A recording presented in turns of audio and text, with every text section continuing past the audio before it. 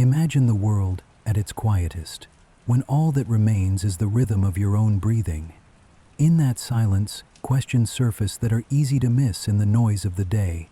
Some are practical, some are fleeting, and some stretch across centuries of human thought. One of the oldest and most persistent is this: what if Earth was designed?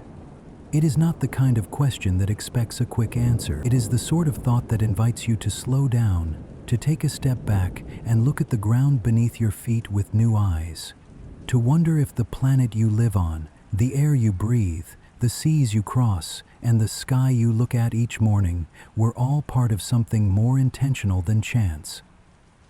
Design can mean many things. For some, it calls to mind the image of a creator, shaping worlds with purpose.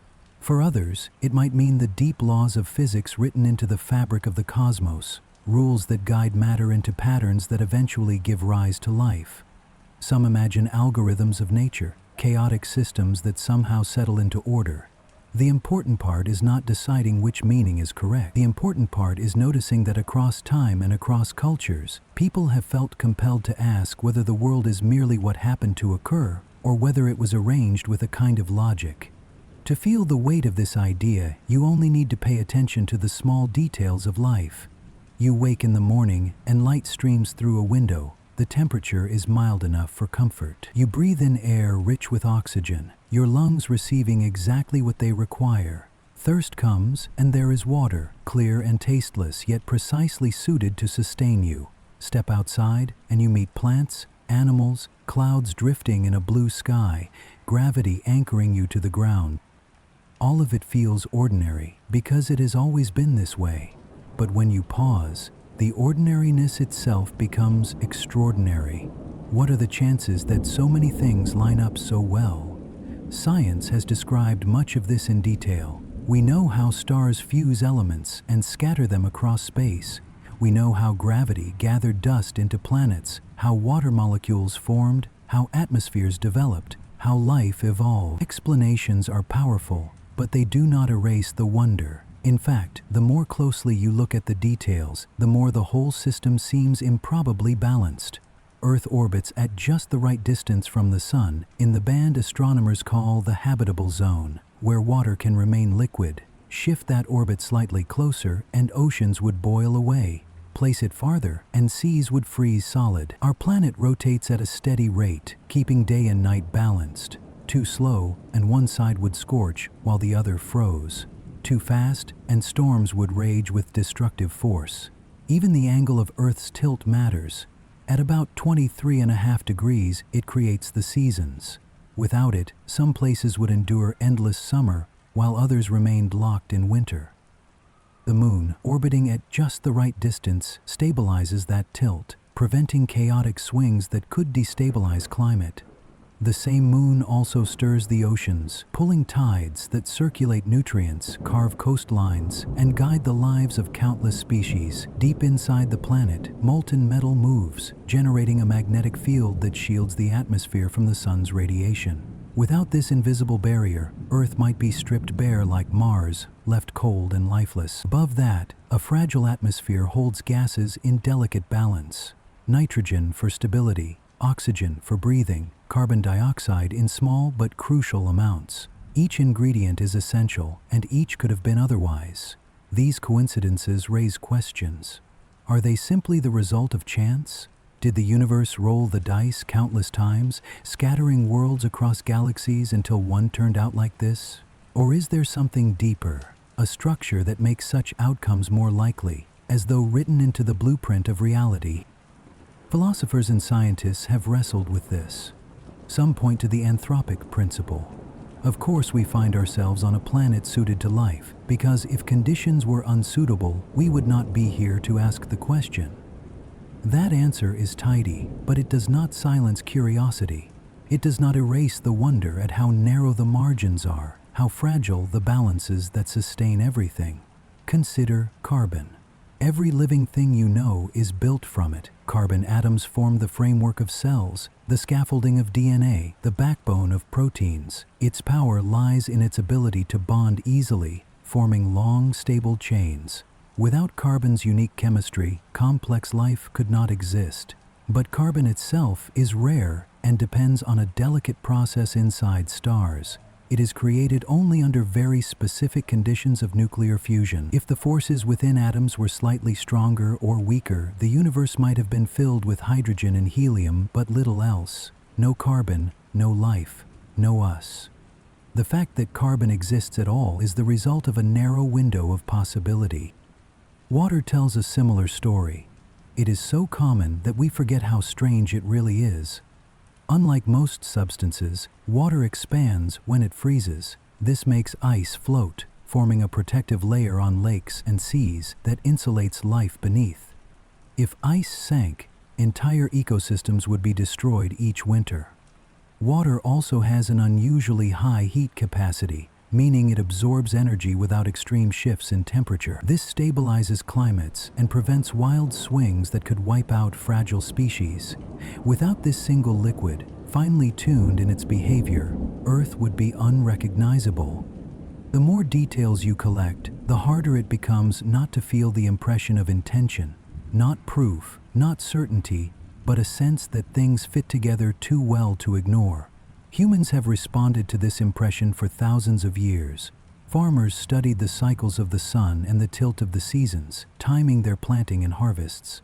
Sailors charted stars, trusting that the heavens carried order. Storytellers wove myths, a sun drawn across the sky by a god, rains falling as the tears of a spirit, creation spoken into being by a divine voice. Before telescopes, before equations, people sensed a connection between the patterns of nature and the idea of design.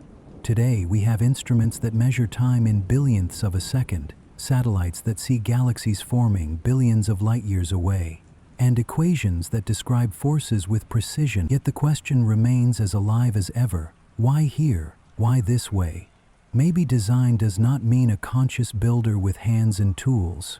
Maybe it means that the laws of nature are written in such a way that order and complexity arise naturally. Or maybe it is something stranger, beyond imagination. The point is not to declare an answer, but to carry the question, to allow it to shape how we look at the ordinary. Notice the glass of water on your table, its surface holding together because of invisible bonds. Notice the moon above the ocean, guiding tides that pull the shore.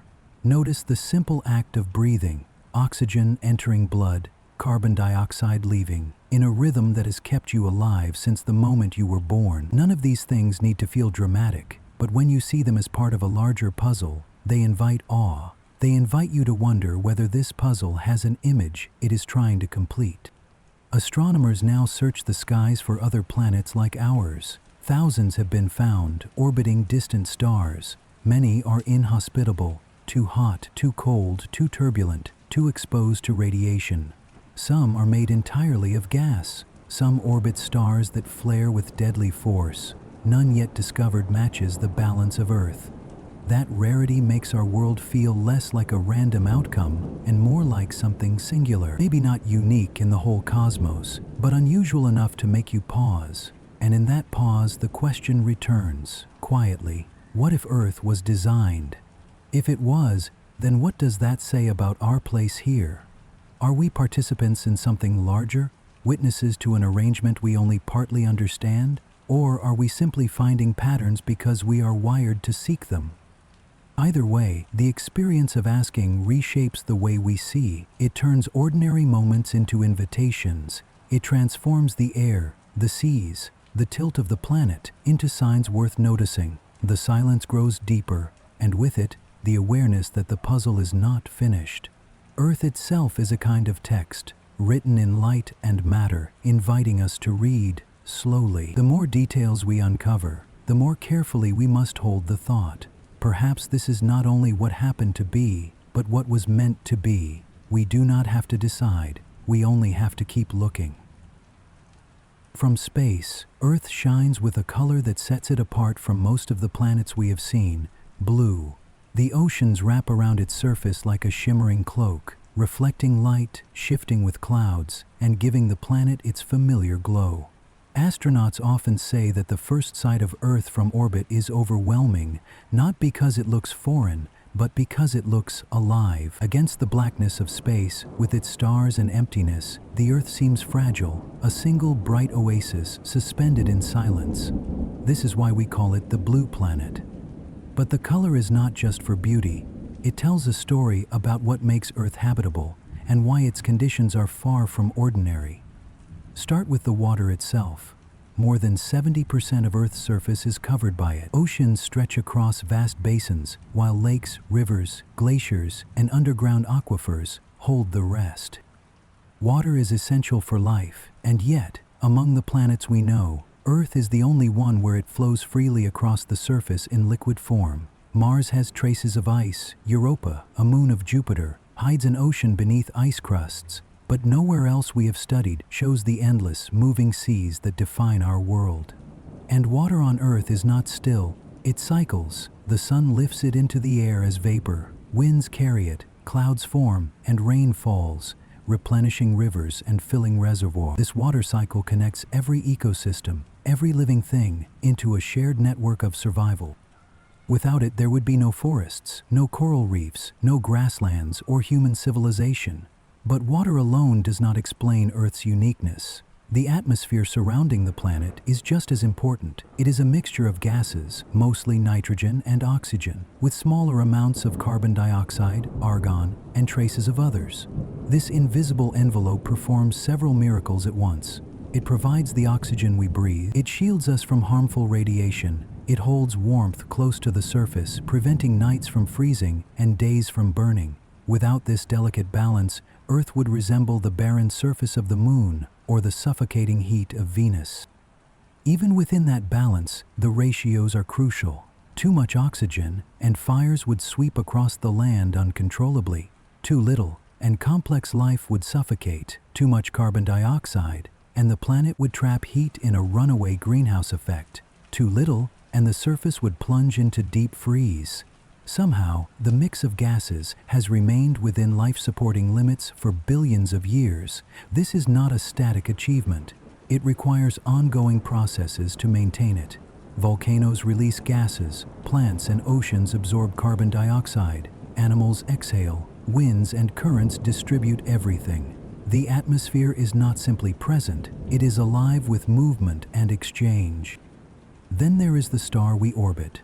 Our Sun is classified as a G-type main sequence star. That may sound technical, but what it means is stability.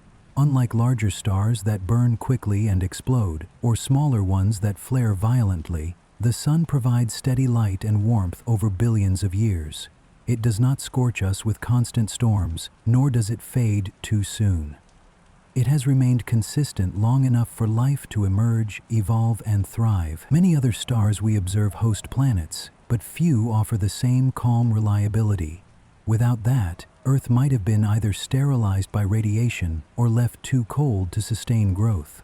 Earth's orbit itself is also part of the story. The distance from the Sun is just right, not too close, not too far. Scientists call this the Goldilocks zone, where liquid water can exist. But the orbit is also nearly circular, which prevents wild swings in temperature. If the path were highly elliptical, Earth would move between burning summers and frozen winters on a scale far beyond anything we know. Instead, the gentle ellipse provides a measure of stability that life has come to depend on. We cannot speak of Earth without mentioning its companion, the Moon. At first glance, it seems small compared to the planet, but its influence is immense. The Moon's gravitational pull drives tides, which shape coastlines, stir ocean currents, and create intertidal zones where unique ecosystems flourish. More importantly, the Moon stabilizes Earth's axial tilt. Without that stabilization, the angle could wobble chaotically, throwing climates into unpredictable extremes. Instead, seasons shift gently in cycles, giving life the rhythm of spring, summer, autumn, and winter.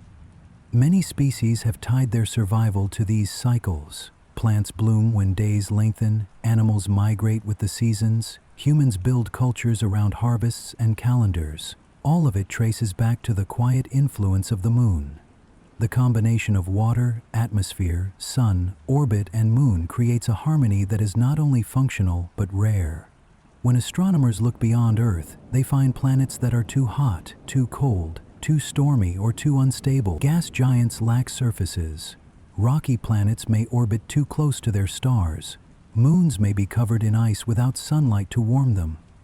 Earth's conditions stand out not as inevitable, but as unusual, perhaps even precious. Take the seasons, for instance. They are so embedded in human life that we often forget how extraordinary they are. The tilt of Earth ensures that no region is locked in endless monotony. Instead, landscapes change, weather shifts, and life adapts.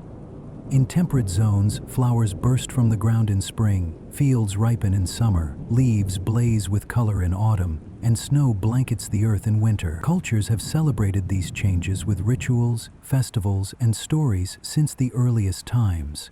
Ancient monuments like Stonehenge were aligned with the solstices, marking the turning of the year. Farmers organized their work around the seasons, and even today, calendars echo those cycles. All of this flows from a simple angle of tilt, stabilized by a single moon. Water reflects similar depth when you look closer. Oceans regulate climate by absorbing heat and circulating it around the globe. Currents like the Gulf Stream carry warmth from the tropics to northern regions, shaping weather far from their origins. Without these flows, parts of the world would be uninhabitable. The oceans also produce most of the oxygen in our atmosphere, thanks to microscopic plankton drifting in sunlit waters. Forests are vital, but it is the sea that quietly breathes life into the air each day. Rainfall, too, is guided by patterns of evaporation and wind, watering fields and forests. Imagine Earth without these cycles. It would be a world of deserts, barren and unchanging. The atmosphere adds yet another layer of protection. High above the surface lies the ozone layer, absorbing ultraviolet radiation from the sun. Without it, DNA would be damaged, and life might never have developed beyond the simplest forms. The sky also scatters light, painting it blue in the day and filling it with stars at night. This scattering is a detail of physics, but for countless generations, it has been the canvas for human imagination, inspiring navigation, art, and myth. All these elements, water, air, sun, moon, seasons, combine into a picture that feels more than accidental. Each part supports the others. Remove one and the system collapses. Without an atmosphere, water would vanish. Without water, temperatures would swing wildly. Without the moon, seasons might falter. Without the sun's stability, everything would unravel. Together, they create a world where life does not just survive, but flourishes. Astronauts returning from orbit often speak of the overview effect, the sudden awareness of Earth as a single interconnected system. They describe seeing continents and oceans without borders, a planet wrapped in delicate blue light, and feeling both awe and vulnerability. From that vantage point, it becomes clear how rare and fragile this balance really is. Earth is not only the blue planet, it is the improbable planet, a place where elements, forces, and distances align in a way we have yet to see repeated elsewhere. And so the question lingers, quietly but persistently, did all of this happen by chance, or does it hint at something deeper? The answer remains elusive, but the asking itself changes how we see the world. Every wave against the shore, every gust of wind through trees, every change of season becomes part of a larger pattern worth noticing. Earth is more than a stage for life. It is a participant, a system that works in harmony as though it were designed for the role it plays. Life on Earth does not exist in isolation. It exists in balance, woven into patterns so intricate that even the smallest detail can affect the whole. Every breath you take, every seed that grows, every movement of an animal is part of a system larger than itself. These systems, ecosystems, cycles of gases, networks of food and energy, are what allow life not only to appear, but to endure. And when you look closely, they reveal a kind of fragile equilibrium, as though countless invisible threads were holding the living world together. Start with something as simple as the air. You inhale oxygen, and your body uses it to release energy from food. That oxygen is not eternal. It is constantly replenished by plants, algae, and certain bacteria through photosynthesis. In this process, they absorb carbon dioxide and water, use sunlight as fuel, and release oxygen as a byproduct. Without this exchange, the atmosphere would quickly lose the oxygen required for animals to breathe. But notice how balanced it is. Animals exhale carbon dioxide, which plants need. Plants release oxygen, which animals need. Two seemingly opposite processes fit together into a single cycle, like pieces of a puzzle that complete one another. Zoom out, and you see that this balance extends beyond oxygen.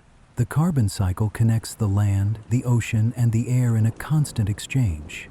Plants capture carbon from the atmosphere, building it into leaves, wood, and roots. Animals eat those plants, and when they breathe, digest, or decay after death, carbon returns to the air. Oceans absorb vast amounts of carbon dioxide, storing it for centuries in deep currents, or locking it away in shells and limestone. Volcanoes release it, weathering rocks remove it, and human activity now adds to it at unprecedented rates. Each movement of carbon influences climate, temperature, and the future of life. The nitrogen cycle tells another story. Most of the air is nitrogen, but in a form most organisms cannot use. Specialized bacteria in soil and water capture it, transform it into compounds plants can absorb, and from there it enters food chains. Without these tiny organisms, fields would be barren, oceans would be sterile, and proteins could not form. Again, the process looks accidental at first, but its role is profound. Without it, the balance of life would collapse. Ecosystems are where these cycles come together. Imagine a forest. Trees rise from the ground, their roots drawing nutrients, their leaves reaching for light. Birds nest in branches, insects feed on leaves, fungi decompose fallen wood. The soil itself is alive with organisms, recycling waste into nourishment. Rain falls, streams trickle, and animals come to drink. Nothing here is truly separate. The death of one tree feeds the growth of another. A fallen leaf becomes soil. A stream carries minerals into rivers, which carry them to the sea. Even the air within the forest is shaped by the plants, cooling the climate and storing carbon. The ocean mirrors this complexity. Coral reefs, often called the rainforests of the sea, host thousands of species in a delicate partnership. Corals themselves rely on microscopic algae that live within their tissues. The algae provide food through photosynthesis, while the corals provide shelter. If water becomes too warm or polluted, this partnership breaks, and reefs bleach and die. The balance is fragile, but when it holds, the reef becomes a foundation for countless fish, invertebrates, and plants. Each depends on the others, like dancers moving in unison. Food webs are another way to see this interconnectedness. Energy begins with producers, plants and algae that convert sunlight into chemical energy. Herbivores feed on them, carnivores feed on herbivores, and decomposers break down everything that remains, returning nutrients to the soil. These webs are not rigid chains, they are networks with countless links. Remove one species and the effects ripple outward. If predators vanish, herbivores may grow unchecked, stripping plants until soil erodes. If pollinators disappear, plants cannot reproduce, and food sources dwindle. Balance does not mean perfection. It means a constant give and take, where systems adjust, sometimes gently, sometimes with dramatic consequences. Consider the Amazon rainforest.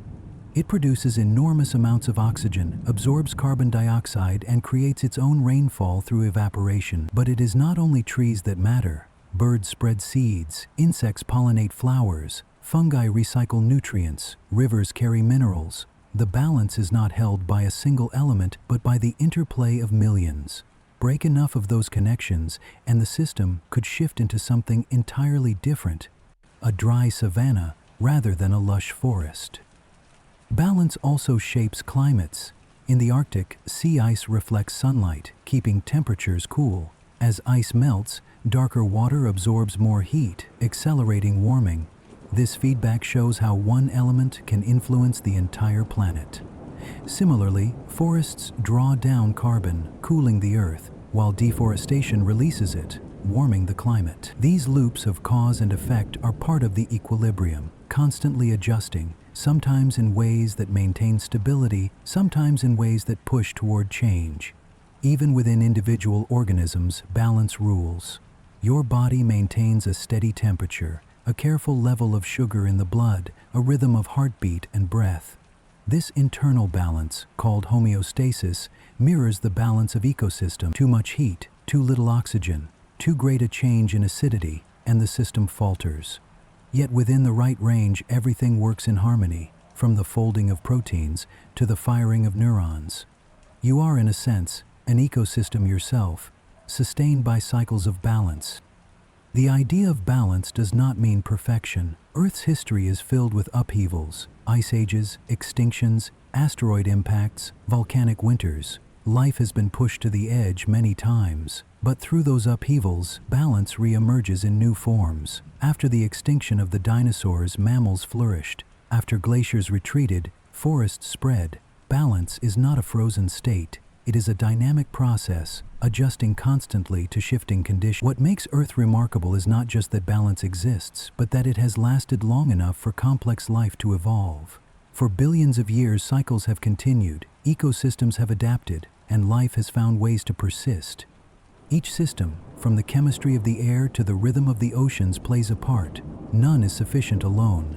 Together they form a tapestry, woven with threads of water, gas, soil, sunlight, and living beings. Look closely, and you begin to see that fragility and strength exist side by side. A coral reef can collapse from a few degrees of warming. A forest can fall to fire. Yet these same systems can also recover, regrow, and renew. Balance does not guarantee safety, but it creates the possibility of continuity. It is a reminder that life is not simply placed on Earth. It is built into Earth, entangled with every system the planet holds. The more you follow these connections, the more the idea of design returns, not as proof, but as a lens. The way oxygen and carbon complement each other, the way nitrogen-fixing bacteria sustain agriculture, the way predators and prey regulate populations. It all feels like a web too intricate to ignore. Whether this balance is the product of intention or the outcome of countless years of adjustment, it gives the impression of something arranged, something that holds meaning. And as you breathe in once more, aware that the oxygen filling your lungs was released by a leaf or a plankton cell, the thought deepens. You are not separate from the balance. You are part of it. Every exhale, every movement, every action flows into the cycles that sustain life. The Earth is not just a backdrop. It is a living balance, fragile and resilient at once, carrying us all within its patterns. Time on Earth is not a straight line, but a rhythm. It pulses through the planet in cycles that repeat endlessly, shaping every form of life, from the rising of the sun each morning to the turning of the seasons, from the pull of the tides to the phases of the moon. Earth carries within it a natural clock. We live by these rhythms, often without noticing, but they are the framework that allows life to unfold. Without them, there would be no order to days, no pattern to growth, no heartbeat to existence. Begin with the simplest rhythm of all, day and night. Earth spins on its axis once every 24 hours, turning toward the sun and then away. This steady rotation divides life into periods of light and darkness. Plants lean toward sunlight to grow, then rest when the sky turns black. Animals adapt in different ways, some hunting under the brightness of day, others moving silently in the cover of night. Humans too are bound to this cycle. Our bodies produce hormones in response to light and dark. We wake as sunlight enters our eyes, and we become drowsy when darkness returns. This inner clock, called a circadian rhythm, governs not only sleep, but digestion, mood, and countless small processes inside us. It is a rhythm older than civilization, written into biology itself. The length of the day could have been different. A faster spin would mean shorter days and nights, perhaps only a few hours long. Life would struggle with constant shifts between light and dark. A slower spin would stretch days into weeks, leaving one side of the planet scorched and the other frozen. Instead, Earth's rotation offers a steady, manageable rhythm. It is not only convenient, it is essential. Within the span of days lies a greater cycle, the seasons. Earth is tilted at an angle of about 23.5 degrees, and as it orbits the sun, that tilt causes different regions to receive varying amounts of light. When the northern hemisphere tilts toward the sun, Summer spreads across it, while the southern hemisphere leans away into winter. Months later, the balance reverses. These shifting seasons have shaped the very fabric of life. Plants bloom in spring, grow in summer, retreat in autumn, and rest in winter. Animals migrate, breed, and hibernate in response. Human cultures have celebrated and struggled with these changes since their beginnings. Calendars, harvest festivals, and myths about rebirth all trace back to the pattern of the seasons. The seasons reveal how rhythm becomes more than background, it becomes meaning. To ancient societies, the turning of the year was not only practical but spiritual. Monuments like Stonehenge in England and Chichen Itza in Mexico were aligned with solstices and equinoxes, moments when light and shadow marked the sky in precise ways. These structures suggest that people saw time itself as sacred, a design woven into the heavens and the earth. Even today, the rhythm of seasons defines our lives more than we realize. School years, holidays, even the foods we eat reflect the turning of the planet. Another rhythm flows not from the sun, but from the moon, the tides. Twice each day, oceans rise and fall under the pull of lunar gravity. This motion sculpts coastlines, creates tidal flats, and nourishes ecosystems. Entire species depend on this rhythm. Crabs emerge when tides recede. Certain fish spawn only at high tide. Birds time their feeding to the exposure of tidal zones. For humans, the tides once set the schedule for fishing and navigation, dictating when boats could enter harbors or cross shallow waters. The moon's pull also creates monthly rhythms. As it waxes and wanes, its phases have long fascinated observers. Farmers once planted by the moon, believing its light and gravity influenced crops. Religious calendars, from Islam's lunar months to traditional Chinese festivals, are rooted in its cycle. Even today, some studies suggest that certain animals, and even aspects of human sleep, subtly align with lunar phases. Time on Earth is not only measured in light, seasons, or tides, it is woven into the behavior of life at every scale. Flowers open in the morning and close at dusk. Birds sing at dawn to claim territory. Sea turtles return to the same beaches year after year to lay eggs, guided by cycles older than memory. The great migrations of wildebeest across Africa, monarch butterflies across North America, and whales across oceans all follow seasonal cues. Life listens to the clock of the earth, moving to its beat with precision. Inside the human body, rhythms echo these natural ones. The circadian rhythm aligns with day and night. But there are also longer cycles, monthly hormonal patterns, annual changes in mood, even multi-year biological processes. Some rhythms are obvious, others are subtle. Together they keep us in step with the planet that sustains us. When we ignore them, staying awake through the night, living under artificial light, disconnecting from seasons, we often feel the cost in fatigue, imbalance, or disorientation. Our design is not separate from Earth's design. We are synchronized with it, like dancers in a larger choreography. Geology, too, carries its rhythms, though on scales so vast we rarely perceive them. Mountains rise slowly over millions of years, then erode back into the sea. Ice ages come and go, carving landscapes, advancing and retreating in cycles of cold and warmth. Volcanoes erupt, quiet, and then awaken again, each with its own rhythm. Even the magnetic field of Earth flips polarity over long spans, a slow heartbeat of the planet itself. These geological rhythms remind us that time is not only measured in hours or years, but in vast, patient cycles that exceed human lifetimes. When you step back and see all of these rhythms together, daily, monthly, yearly, geological, you begin to notice their harmony. They overlap and interact, weaving a fabric of time that holds life. The rising of the sun guides the day. The tilt of the earth shapes the year. The pull of the moon stirs the seas, and beneath it all, deeper rhythms shift continents and climate.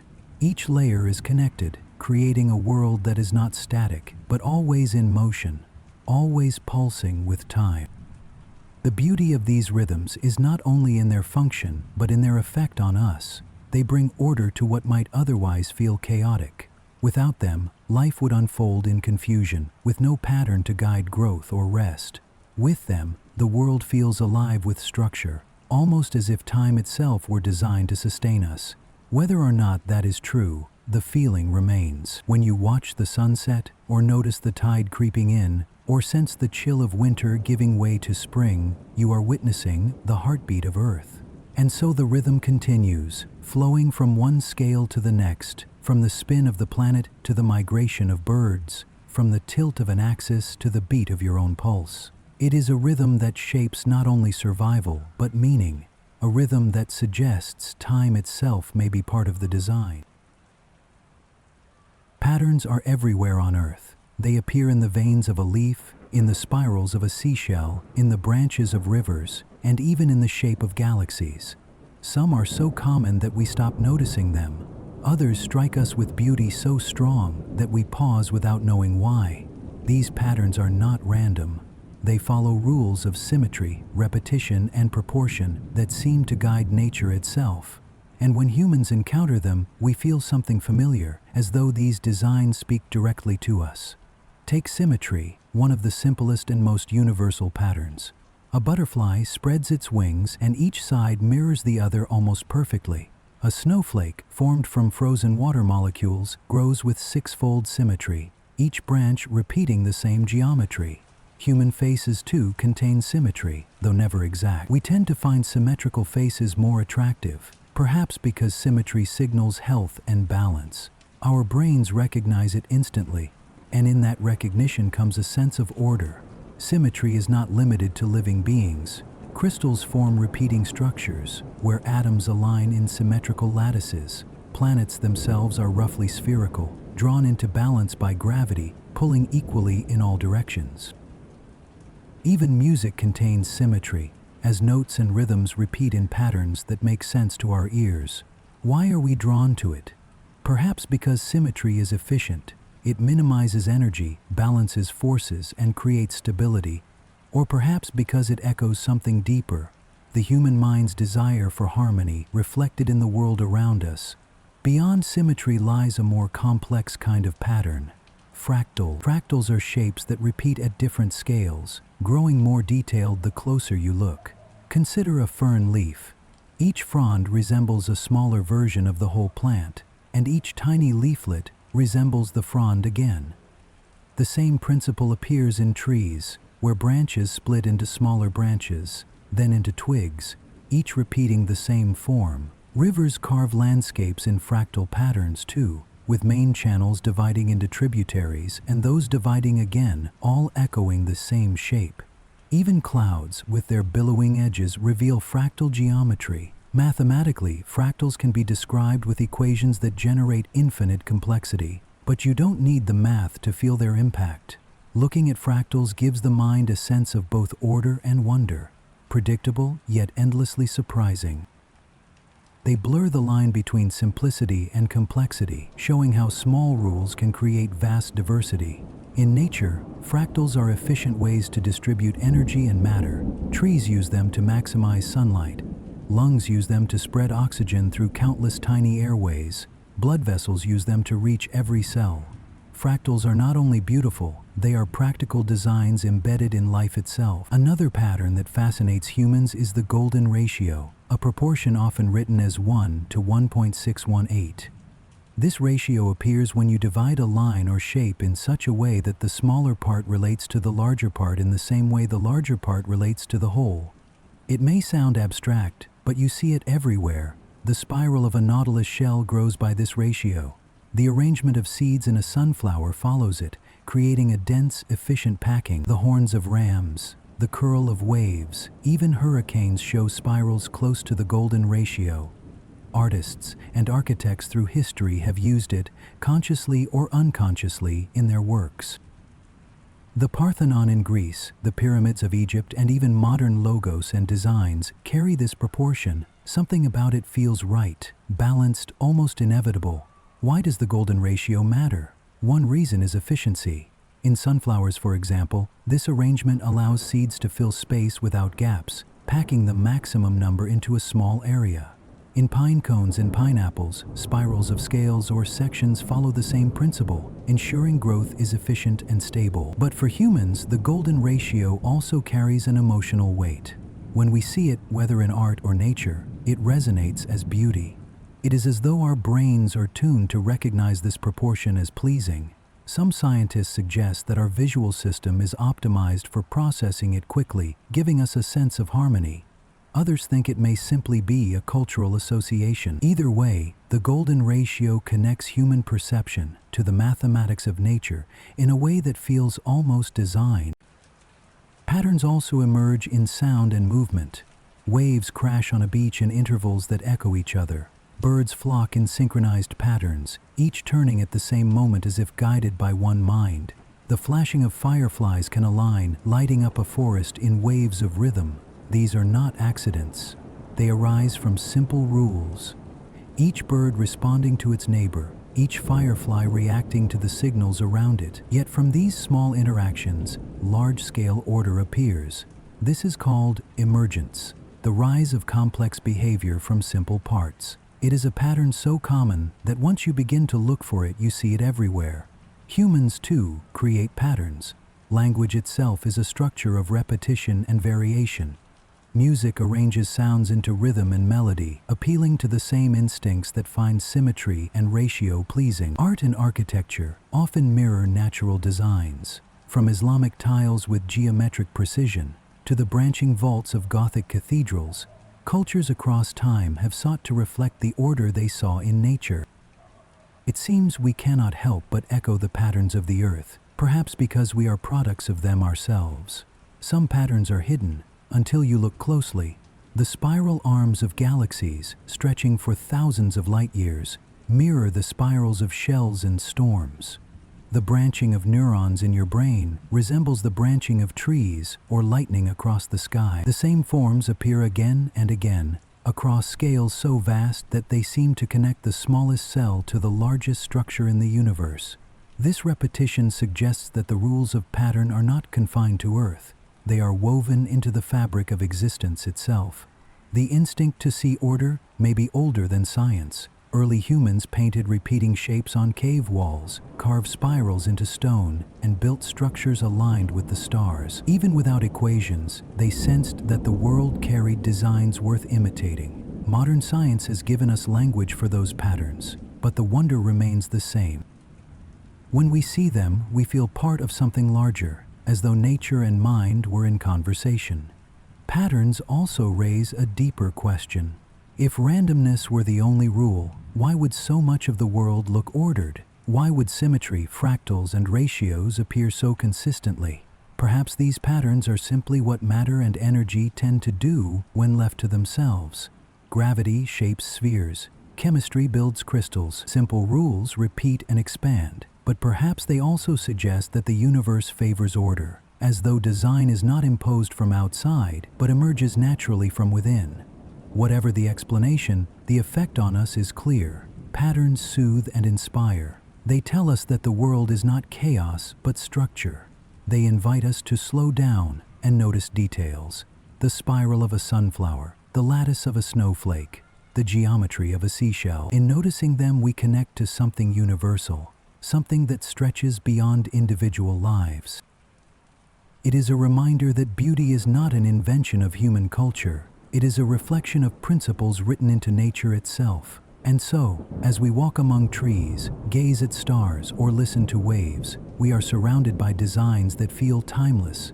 They speak in a language of balance, repetition, and harmony, a language that whispers of order beneath apparent chaos. Whether we call it mathematics, nature, or design, the message is the same. There is structure here, and we are part of it. Of all the creatures shaped by Earth's rhythms and patterns, humans stand apart for one particular reason. We notice. We are not the only species to feel time, to sense balance, or to live by cycles. Birds migrate, trees bloom, whales cross oceans. But humans look at these things and ask what they mean. We carry within us not only the ability to survive in a world of patterns, but the consciousness to interpret them. That act of observation has guided our creativity, our religions, and our sciences. It is the way we have tried to understand whether the world is simply here or whether it was designed. Consciousness itself is mysterious. It is the awareness of being, the ability to reflect on thoughts, to imagine possibilities, to hold a sense of self. Our brains, built of billions of neurons firing in electrical patterns, produce something that feels larger than the sum of its parts. From that awareness comes curiosity. We do not simply see the sun rise, we wonder why it rises. We do not simply drink water, we consider how it came to exist. Consciousness turns experience into questions, and questions into stories. One of the earliest ways humans interpreted design was through religion. Long before telescopes or microscopes, people stood beneath the stars and sensed order. They explained it through myths, gods shaping mountains, spirits guiding rivers, divine hands placing the sun and moon. Across cultures, these stories vary in detail, but share a common thread. They link the patterns of nature to purpose. The Egyptians built temples aligned with the solstice. The Mayans tracked Venus and tied its movements to ritual. In each case, the act of observing the sky became the act of seeking design behind it. Religion provided not only explanations, but meaning. To believe that the world was created intentionally is to believe that life itself carries purpose. It gave structure to communities, laws to societies, and comfort in uncertainty. Even today, billions find in religion a way of seeing Earth not as a random outcome, but as part of a greater plan. Whether or not one shares that belief, it is clear that the human instinct to connect order with intention is ancient and powerful.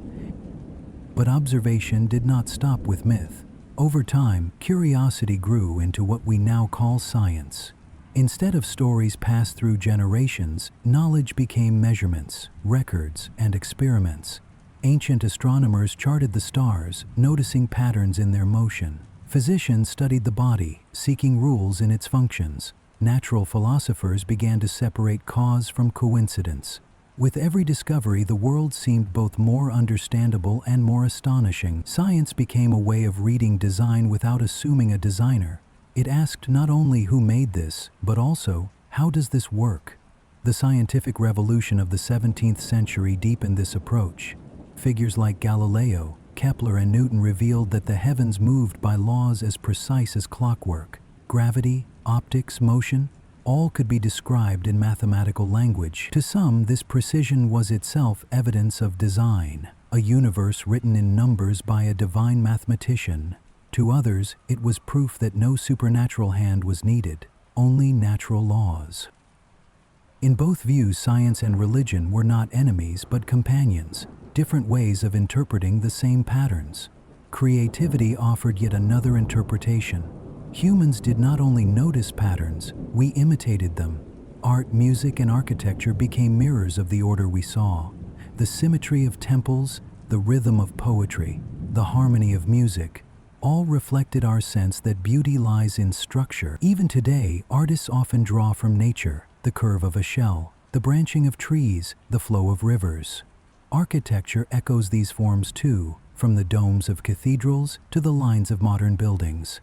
Our creativity reveals not only a desire to survive in the world, but to resonate with it, to express the order we sense in material and sound. Consciousness also allows us to step back from the present and imagine futures. This ability to simulate possibilities in our minds has been vital for survival, but it also fuels philosophy. We ask questions beyond survival. What is the purpose of life? Why is there something rather than nothing? Does the universe have meaning? These are questions no other species seems to wrestle with, at least not in the same way. They reveal that humans are not satisfied with seeing the world, we need to interpret it. Science, religion, and creativity may seem different, but they share a common thread. Each begins with observation. Each takes the patterns of Earth and translates them into frameworks of meaning. Religion tells us we are part of a story. Science shows us we are part of a system. Creativity lets us express what it feels like to live in that system. None provides the final word. Together they reveal the depth of our role as observers. There is also a psychological element. Humans are wired to find patterns. When we look at clouds, we see faces. When we listen to random sounds, we hear rhythms. This tendency, called pareidolia, shows how strongly our minds search for order. It can mislead us, but it can also open doors. By noticing order in the natural world, we have discovered real patterns that sustain life. The orbits of planets, the structure of DNA, the cycles of weather. Our instinct to find design has led us to truths as well as myths. This brings us to an interesting thought. Perhaps consciousness itself is part of Earth's design. If the planet produces beings that notice and reflect, then observation is not an accident, but a continuation of the same order we see in nature. Life does not just exist within balance and rhythm, it eventually becomes aware of them. In that sense, humanity is not outside of Earth's systems, but a way for the Earth to look back on itself. Whether or not one agrees, the idea is compelling. Our consciousness might be less of a separate creation and more of a natural extension of the planet's patterns. Our ability to observe has also transformed the planet itself. Fire, agriculture, industry. Each came from noticing how the world works and bending those observations into tools. This has brought both flourishing and fragility. We have expanded into nearly every ecosystem, reshaped landscapes, and altered the atmosphere. In doing so, we have become not only observers of Earth's balance, but participants in maintaining or disrupting it. Awareness carries responsibility. To notice is also to choose. At night, when you look up at the stars, you see points of light arranged across darkness. For most of human history, those lights were interpreted as signs of gods, ancestors, or spirits. Today we know they are suns, some with planets, some perhaps with life. But the feeling remains the same. We stand beneath them and ask what it all means. That act of wonder, that willingness to see the universe as something worth interpreting, is at the heart of humanity as the observer. And so, consciousness, creativity, religion, and science are not separate paths, but overlapping ways of seeing. Each tells part of the story of how humans have interpreted design. Together, they reveal a species that cannot help but notice, question, and create meaning. Whether the patterns of Earth are the result of chance or intention, the human role has been to see them and to ask. That act alone has shaped civilizations, inspired art, and driven discovery. It is the thread that runs through our history, the mark of what it means to be human.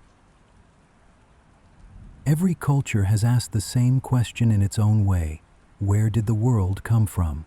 Long before telescopes or geology, long before the language of atoms and evolution, people stood beneath the sky and wondered how Earth began. The answers they gave were not scientific theories, but stories, woven from imagination, observation, and belief. These myths of origin differ in detail, yet they share a common purpose. They try to explain not only how the Earth appeared, but why it is here and why we are part of it. In Mesopotamia, one of the earliest centers of civilization, the Babylonian creation story told of a battle between gods. The world, according to the Enuma Elish, was formed when the storm god Marduk defeated the chaos goddess Tiamat. From her divided body, he shaped the heavens and the earth. Order, in this story, came out of conflict. The world was designed not gently, but through victory over chaos. For the Babylonians, who lived with floods, storms, and political upheaval, this vision made sense. Creation was not quiet, it was an act of power. Travel to Egypt, and you find another vision. There, myths spoke of a time when only water existed, an endless sea of potential. From this sea rose a mound of earth, and upon it the god Atum appeared, creating the first deities. Some versions said he spoke the world into being. Others said he shaped it with his hands. The image of land rising from water mirrored the Nile itself, which flooded each year and then retreated, leaving fertile ground. For Egyptians, creation was not a distant event, but a cycle they saw renewed every season. In ancient Greece, creation myths told of chaos at the beginning, not chaos as disorder, but a void, an empty gap. From this void came Gaia, the earth, and Uranus, the sky. Their union produced gods and titans, whose struggles shaped the world. Greek myths were filled with family dramas among divine beings, reflecting how people saw human experience projected onto the cosmos. Creation was not just about forming matter, but about relationships, rivalries, and succession. In this way, design was imagined as an unfolding story, more like history than architecture. Farther east, in India, Hindu traditions described creation in many layers. One myth told of the cosmic egg, the Hiranyagarbha, from which the universe was born. Another spoke of Vishnu dreaming the world while lying on the cosmic ocean, with a lotus flower growing from his navel, upon which Brahma emerged to create all living beings. In these stories, creation was not only physical but deeply spiritual. The universe was not a finished object but a cycle of birth, destruction, and rebirth. Time itself was seen as repeating, endless, and vast beyond measure. In China, a popular story told of Pengu, a giant who emerged from a cosmic egg. As he grew, he separated sky from earth, holding them apart until his death. From his body, the features of the world were formed. His breath became the wind, his eyes the sun and moon, his blood the rivers, his bones the mountains. Here, the body of the Creator literally became the design of Earth. The story suggests that the world is not separate from life, but made of it. Creation is personal, intimate, and tied to sacrifice. Among the Norse of Northern Europe, creation began with fire and ice. From the melting of ice in the void of Ginnungagap, a giant named Ymir was formed. When he was slain by the gods Odin, Vili, and Vei, his body became the world, flesh as land, blood as sea, bones as mountains, skull as sky. Again, creation was violent but purposeful, transforming raw material into structure. For people living in harsh northern landscapes, the idea of a world forged from struggle and sacrifice resonated deeply. In the Americas, indigenous peoples told many creation stories, each shaped by their landscapes. The Iroquois spoke of Sky Woman, who fell from the heavens onto a turtle's back. Animals dove into the waters below to bring up soil, which spread across the turtle's shell to form the earth. This story connects creation to cooperation and respect for animals. In the Andes, the Inca believed the god Viracocha rose from Lake Titicaca, creating sun, moon, stars, and humanity. Here again, water was the source of life, reflecting the importance of lakes and rivers to survival. Across the Pacific, Polynesian myths told of Earth Mother and Sky Father locked together in an embrace.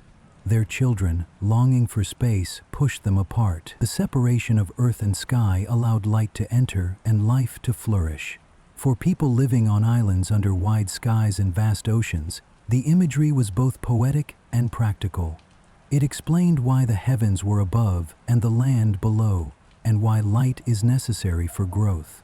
Even in sub-Saharan Africa, where oral traditions carried stories for generations, creation myths flourished. The Yoruba people told of the god Obatala, who descended from the heavens on a chain and spread sand across the waters to form land. Planting a palm tree, he began the process of life. This vision emphasized not a single dramatic event, but gradual creation, reflecting how communities saw growth and fertility in the land they cultivated. What unites all these myths is not agreement on details, but agreement on instinct. Everywhere humans sensed that the world carried intention. They looked at rivers, skies, mountains, and seas, and felt they must have been arranged somehow. The myths often mirrored the environment: floods in Mesopotamia, the Nile in Egypt, ice and fire in Scandinavia, islands in Polynesia. Creation was told in terms people knew, shaped by the landscapes they depended on. These stories also reveal how humans connect creation with morality. In many traditions, the way the world began explains how people should live. The Babylonian myth justified kingship under Marduk. The Hindu cycles spoke of karma and rebirth. The Iroquois tale emphasized respect for animals. Myths of origin were never just about the past, they were guides for the present. To know how the world was designed was to know how to live within it. Some creation stories even anticipated ideas that echo in science. The concept of the cosmic egg appears not only in Hindu and Chinese myths, but also in Greek philosophy, resembling the idea of a singular origin. The cycles of destruction and rebirth in Hinduism mirror the idea of expanding and contracting universes. While these parallels are not exact, they remind us that myths were not only imagination, but early attempts to explain reality with the tools available. It is easy to dismiss these myths as outdated, but they continue to matter. They show how deeply the human mind needs to see meaning in existence. Science can explain how stars form or how planets cool, but myths speak to why we care. They tell us that creation is not just a physical event, but a human experience. In that sense, they remain powerful. And so, from Babylon to the Andes, from Egypt to Polynesia, humanity has filled the silence of origins with stories.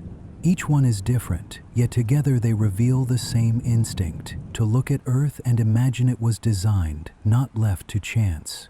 Whether through gods, giants, eggs, or oceans, people have sought to give the world a beginning that feels intentional. These myths of origin are less about proving facts and more about expressing wonder. They remind us that asking where we come from is one of the oldest human rhythms, echoing across cultures and centuries, carrying us forward into new ways of seeking meaning. Science tells the story of Earth in a very different language than myth, but the wonder it inspires is no less deep. Where myths imagine gods, eggs, or giants, science traces dust, gravity, and time. It is a story not of battles or dreams, but of chance, aligning with natural laws. To follow it is to see how a universe of particles and forces could produce something as intricate as Earth, and how easily it might have gone another way. It begins with stars. Billions of years ago, a cloud of gas and dust floated through space. Gravity, the most patient of forces, drew particles together. Slowly, a star ignited in the center, our sun, surrounded by a spinning disk of debris. From that debris, planets formed. Small clumps collided, merged, and grew larger. Some shattered, scattering fragments. Others survived, gathering more mass. Over millions of years, the solar system took shape. Earth was one of many outcomes, one possibility among countless collisions and rearrangements. At first, Earth was not the calm blue planet we know. It was a molten world, bombarded by asteroids, covered in lava, its atmosphere thick with gases like methane and carbon dioxide. Water may have arrived on icy comets, or been released from the planet's interior through volcanic eruptions. Either way, it gathered in pools, then oceans. Within those oceans, chemistry began to play. Simple molecules formed and broke apart, combining into more complex arrangements. These were the earliest steps toward life, though no one knows exactly how it happened. This uncertainty is important. Science explains mechanisms, but it also admits limits. We know that amino acids, the building blocks of proteins, can form under conditions similar to early Earth. We know that RNA and DNA can store information and that lipids can form membranes around them. But the precise moment when chemistry became biology remains mysterious. Still, what matters for the story of design is that these steps were possible. Out of a world that could have been barren, conditions allowed life to appear. Once life began, evolution took over. Through variation and natural selection, organisms adapted to their environments. Over billions of years, single-celled bacteria gave rise to more complex cells, then multicellular organisms, then plants, animals, and eventually humans. Evolution is not directed by foresight. It works through small changes, mutations in DNA, that happen by chance. Those that help survival tend to persist. Those that do not fade away. From this process, life diversifies. The eye, the wing, the brain, all are products of countless tiny steps, guided not by design in the human sense, but by survival in a changing world. Yet even within this framework of chance, patterns appear that feel remarkable. For example, Earth orbits within what scientists call the habitable zone, the range of distance from a star where temperatures allow liquid water to exist. Too close, and water would boil away. Too far, and it would freeze. Earth's position is not unique. Other exoplanets may also lie in habitable zones, but it is striking that our planet falls precisely in this range. Without water, life as we know it could not thrive. The conditions extend beyond distance. Earth's size is just right to hold an atmosphere without being so massive that crushing gravity prevents life. Its core remains hot, driving plate tectonics, which recycle nutrients and regulate climate. The magnetic field shields the surface from solar radiation. The moon stabilizes the planet's tilt, preventing wild swings in climate. Each factor adds to a balance that makes Earth not only livable, but stable across immense spans of time. Some scientists describe this as the anthropic principle. In simple terms, it means that of course the universe appears suited to life, because we are here to see it. If conditions had not been right, we would not exist to ask the question. In this view, there is no need for design. The apparent fine-tuning is simply a filter. We notice the winning ticket because we are holding it. It is a humbling perspective, suggesting that our existence does not prove special intention, but rather reflects the fact that only certain outcomes allow observers at all. Others see the improbability differently. They note how many things had to align: star stability, orbital distance, atmospheric composition, planetary mass, and wonder whether chance alone is enough. The anthropic principle may explain why we notice the alignment, but it does not erase the feeling that the alignment is extraordinary. Whether one interprets it as coincidence or design depends not on the facts themselves, but on the lens through which we view them. What science makes clear is that Earth is not inevitable. Out of billions of stars and trillions of planets, this one formed with just the right balance. Even small changes could have erased the possibility of life. A slightly larger orbit, a thinner atmosphere, a weaker magnetic field. Any of these might have left Earth silent. That we are here is a testament not only to chance but to persistence, as life adapted to every challenge it faced. Evolution itself demonstrates this resilience. 5 times in Earth's history, mass extinctions have swept away the majority of species. Each time life returned in new forms. Dinosaurs gave way to mammals. Forests regrew after ice retreated. Coral reefs reappeared after oceans warmed and cooled. The story of science is not of perfect design but of constant change, with life finding paths forward through chance and opportunity. Yet the outcome, from single cells to human societies, still feels astonishing. Science also expands the context. We now know that planets are common. Thousands of exoplanets have been discovered, many in systems very different from ours. Some orbit tiny red dwarfs, others massive blue stars. Some are frozen worlds, others gas giants with crushing atmospheres. So far, none has matched Earth's combination of factors. Whether this means Earth is rare or whether we have simply not looked long enough remains an open question. Either way, the discovery shows that Earth is not alone in possibility. Chance does not mean chaos. Natural laws provide structure. Gravity pulls, atoms bond, light travels at a constant speed. Within that framework, randomness plays out. Planets form through collisions, mutations occur in DNA, asteroids strike by probability.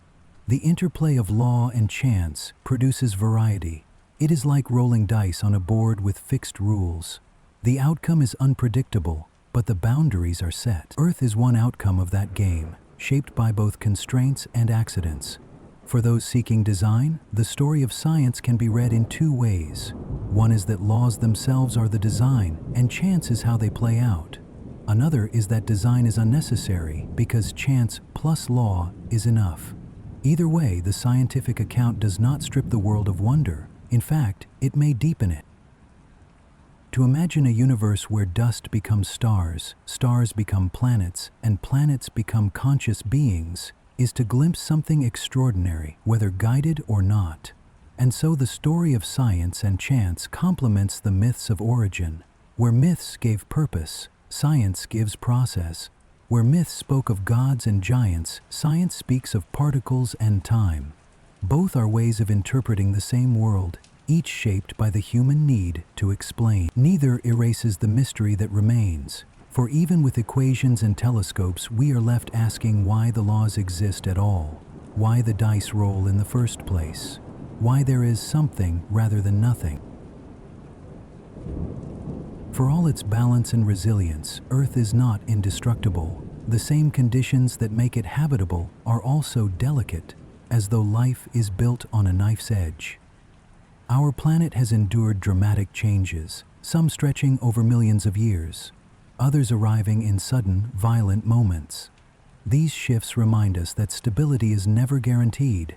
Life has flourished here not because Earth is free from danger, but because it has managed to survive within it. Climate is one of the clearest examples of this fragility. The atmosphere is thin compared to the size of the planet, a fragile shell only a few kilometers thick where weather takes place. Within it, gases like carbon dioxide, methane, and water vapor trap heat from the sun, creating what we call the greenhouse effect. Without this effect, Earth would be far too cold for life. With too much of it, the planet overheats. A small change in balance can shift global temperatures enough to transform ecosystems. Earth's history holds evidence of dramatic climate swings. During the Snowball Earth episodes hundreds of millions of years ago, glaciers spread almost to the equator, freezing oceans and driving species to the brink. At other times, the planet was far hotter, with tropical forests at the poles and little ice anywhere. Life endured both extremes, but often only after massive die-offs and long recoveries. These shifts show that climate is not a fixed backdrop but a dynamic system, sensitive to small changes. Even today, we can see how climate affects every part of life. Crops depend on rainfall and predictable seasons. Coral reefs bleach when oceans warm just a few degrees. Polar bears struggle when sea ice melts earlier each year. Humans, too, rely on stable conditions for agriculture, cities, and health. A drought can force migration. A flood can reshape a region. Climate may feel steady from year to year, but over time it is always in motion, and its balance is never guaranteed. Natural disasters reveal fragility in sharper moments. Earthquakes strike when tectonic plates shift suddenly, releasing energy that is built up over years. The shaking can topple buildings in seconds, reminding us that the ground beneath our feet is never entirely still. Volcanoes, too, are part of Earth's design. They recycle gases and nutrients, yet they also unleash destruction. The eruption of Mount Tambora in 1815 darkened skies around the globe, triggering what became known as the year without a summer. Crops failed and famine spread, all from a single volcanic event. Hurricanes, typhoons, and cyclones form over warm oceans fueled by heat and moisture. They spiral across coastlines with winds strong enough to tear apart homes and waves high enough to flood entire cities. Tornadoes, though smaller, unleash concentrated fury, shredding everything in their paths. Wildfires spread with terrifying speed, sparked by lightning or human activity, consuming forests and communities alike. Each disaster is part of natural cycles, yet for those caught in them, they reveal how fragile human structures are against Earth's power. Beyond our planet, cosmic threats add another layer of vulnerability. Asteroids and comets cross Earth's orbit, and while most are small, history shows that some are not. 66 million years ago, a massive asteroid struck what is now Mexico's Yucatan Peninsula. The impact released energy equal to billions of atomic bombs, sending dust and debris into the atmosphere. Sunlight dimmed, plants withered, and most dinosaurs disappeared. That single event reshaped life on Earth, paving the way for mammals and eventually humans to rise. The same randomness that makes our planet habitable also exposes it to sudden catastrophe.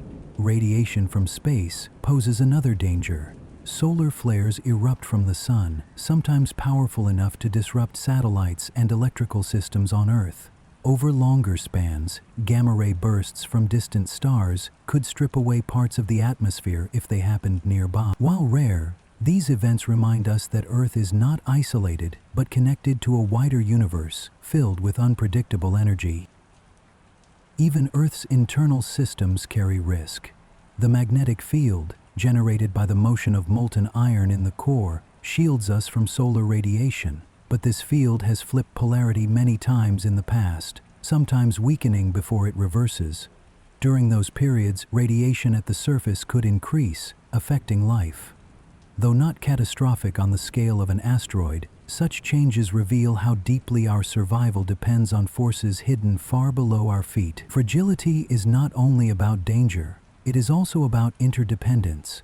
Ecosystems link species in webs where one change can ripple outward. Remove a predator and prey populations may explode, altering vegetation and soil. Pollinators like bees disappear and crops fail. Coral reefs die and fish populations collapse.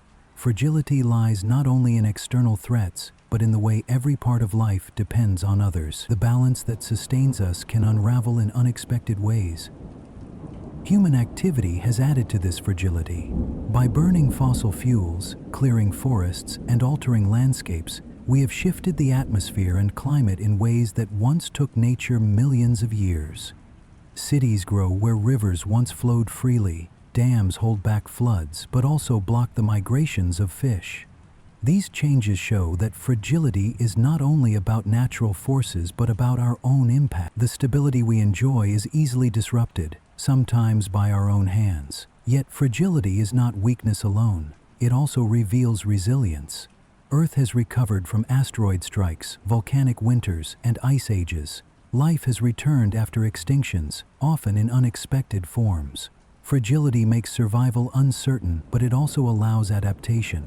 A world too rigid might break. A world with flexibility bends, shifts, and finds new balance. The thin atmosphere that makes us vulnerable also makes Earth breathable. The moving plates that cause earthquakes also recycle nutrients. The same forces that endanger us are the ones that sustain us. To see Earth's fragility is to see its preciousness. Stability is not permanent but borrowed, maintained by balances that can tilt. Our place within it depends on noticing those balances and respecting them. The world is not indestructible, but it is enduring. It has weathered storms greater than any we know, and yet it carries life still. This awareness points outward. If Earth can be shaken by climate swings, eruptions, and cosmic strikes, what does that say about planets elsewhere? How many worlds orbit stars, vulnerable to the same hazards, or perhaps even harsher ones? How many never had the chance to stabilize long enough for life to begin? Fragility is not just Earth's story. It is a reminder of how rare survival may be in the universe. From Earth's surface, the sky can look endless, scattered with points of light that seem far away and yet strangely close. But step back in thought, beyond our atmosphere, beyond the orbit of the moon, and a different picture comes into focus. Earth is no longer the center of things but a speck suspended in vastness, fragile yet luminous. Seeing our planet from this wider frame is what we call the cosmic perspective, and it brings the question of design into a new light. The first thing this perspective reveals is scale. Our solar system alone stretches billions of kilometers. Beyond it lie hundreds of billions of stars in the Milky Way galaxy, and beyond that billions of galaxies, each with their own stars and planets. The sheer numbers are staggering, yet despite this immensity, the conditions that allow life seem incredibly narrow. Earth is not only small, it is precisely balanced in ways that look improbable when set against the canvas of the universe. Scientists often point to the fine-tuning of physical laws. The universe is governed by constants, numbers that describe how strong gravity is, how fast light travels, how atoms interact. These values are not adjustable, they are built into reality. And if even one of them were slightly different, the universe might not contain stars, planets, or life at all. For example, if gravity were much weaker, matter would never have clumped into stars, and the cosmos would remain a thin spread of gas. If it were stronger, stars would burn out quickly or collapse into black holes before life had time to form. The same is true for the forces inside atoms. The strong nuclear force binds protons and neutrons in the atomic nucleus. If it were slightly weaker, atoms would fall apart.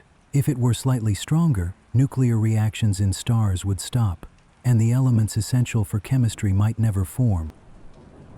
Even the mass of the electron, tiny though it is, plays a crucial role. Adjust it just a little, and chemistry would be unrecognizable. These constants appear set with remarkable precision, as if reality itself were calibrated for complexity. One example often cited is carbon, the element at the heart of life. Carbon atoms form the backbone of DNA, proteins, and countless molecules in our bodies. But carbon is only created in stars, through a delicate chain of nuclear reactions. If the energy levels inside atomic nuclei were even slightly different, that reaction would fail, and carbon would be rare or non-existent. No carbon would mean no life. The fact that these reactions work at all feels like a narrow opening in the universe's design, one that life has managed to slip through. These facts have given rise to what is sometimes called the fine-tuning problem. Why are the laws and constants of nature set in precisely the range that allows complexity and life? One explanation is simply that it could not be otherwise. If the numbers were different, we would not be here to ask the question. This is the anthropic principle applied at the scale of the universe itself. Another explanation suggests that maybe these values are not random at all, but arise from deeper rules we do not yet understand, rules that force them to be just what they are. Still others propose something more speculative, the multiverse. If our universe is just one among many, each with its own constants, then it would not be surprising that at least one has conditions suitable for life. In this view, our universe is like a lucky ticket drawn from a vast cosmic lottery. We should not marvel that the numbers fit. We should expect that somewhere eventually they would. The difficulty is that other universes, if they exist, remain beyond our ability to see. The multiverse remains an idea, not a proven reality. What makes the cosmic perspective powerful is not only these theories, but the images we have now captured of Earth itself. When astronauts first saw the planet from space, they described it as fragile, a blue marble floating in blackness. The photograph known as Earthrise, taken during the Apollo 8 mission, showed our world rising over the moon's horizon. It was the first time humanity had seen its home from afar, and it shifted consciousness. The Earth looked not designed for any one people, but for all life together. From that vantage point, borders disappeared. The planet itself became a shared inheritance. Later, the pale blue dot image, captured by Voyager 1 as it left the solar system, reduced Earth to a single pixel against the vast dark. Carl Sagan famously reflected that everything we love and fight over exists on that dot. Every king and peasant, every child and parent, every civilization. The perspective was humbling, a reminder that our world is both incredibly small and incredibly precious. Whether by chance or intention, Earth's place in the universe is one of isolation and uniqueness.